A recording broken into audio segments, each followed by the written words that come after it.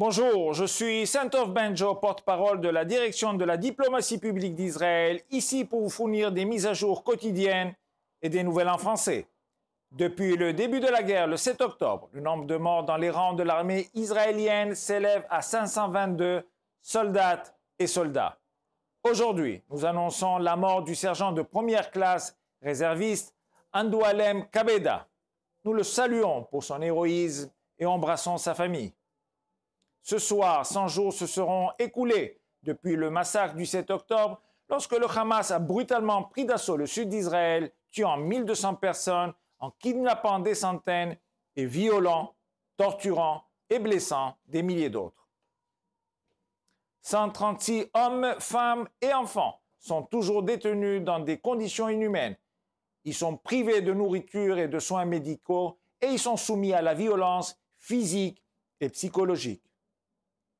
Les otages libérés ont déclaré que les femmes restées en captivité étaient continuellement victimes d'abus sexuels. La Croix-Rouge internationale n'a encore rencontré aucun d'entre eux et n'agit pas au nom des Juifs comme l'intermédiaire qu'il est censé être pour tous les autres peuples. Nous savons que certains ont péri sous ce traitement inhumain, mais nous ne savons pas qui, ni quand, ni comment, car le Hamas retient même ces informations et diffuse plutôt des mensonges, abusant de la situation pour infliger davantage de dommages psychologiques aux familles des otages. L'État d'Israël a comparu devant la Cour internationale de justice vendredi, alors qu'en pleine guerre contre les auteurs de ces crimes odieux contre son peuple et contre l'humanité, c'est Israël qui est vicieusement accusé d'un crime. Cette approche abusive et politisée du système de justice international est un autre atout du Hamas pour manipuler le droit international. Il s'agit d'une tactique destinée à aider ceux qui ont fièrement annoncé que leur objectif était le génocide du peuple juif. Le peuple, dans la tentative de génocide souffert, est à l'origine de la création de ce système judiciaire. Including a senior Hamas delegation that, incredibly, visited the country for a, quote, solidarity gathering just weeks after the massacre.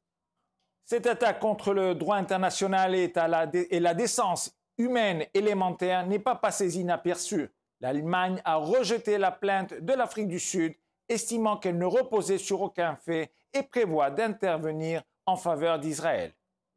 Le président français Emmanuel Macron a déclaré la détermination de la France à libérer les ressortissants français maintenus en captivité ainsi que tous les autres.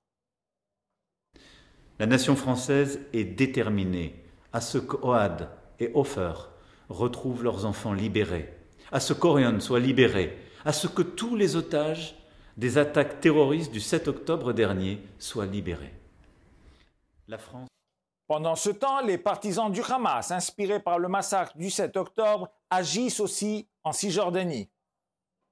Vendredi soir, alors que les Israéliens prenaient leur repas de Shabbat, 3 adolescents palestiniens ont été surpris dans une zone industrielle près d'Adora, munis de fusils, de couteaux et de haches, dans le but évident de tuer le plus grand nombre d'Israéliens possible. Un soldat de Tzahal a été blessé avant que les renforts n'arrivent et neutralisent les terroristes. Heureusement, aucun civil n'a été blessé. Le Hamas inspire non seulement la prochaine génération de Palestiniens à tuer des Juifs, où qu'ils se trouvent, mais aussi le Hezbollah. La nuit dernière, les soldats de Tzahal qui patrouillaient dans la région de Hardov ont identifié une cellule terroriste qui s'est infiltrée du Liban en territoire israélien et a attaqué les forces israéliennes. 4 terroristes ont été tués. Aujourd'hui, le Hezbollah a lancé des missiles en direction de la Galilée, tuant une dame de 70 ans et son fils. La force aérienne a riposté. Israël a averti à plusieurs reprises que l'organisation terroriste Hezbollah et l'État libanais seraient tenus pour responsables de la détérioration de la situation sécuritaire dans le Nord en violation des résolutions 1559 et 1701 du Conseil de sécurité des Nations Unies. Israël ne permettra pas que la tentative de génocide de son peuple, du peuple juif, se poursuive sur aucune de ses frontières, quelle que soit l'obscénité des abus et des déformations du droit international. Les organisations terroristes paieront cher leur agression. Elles sont responsables des vies innocentes perdues des deux côtés. Comme toujours, nous sommes à votre disposition 24 heures sur 24 pour répondre à vos questions aux coordonnées indiquées à l'écran. Merci de votre attention.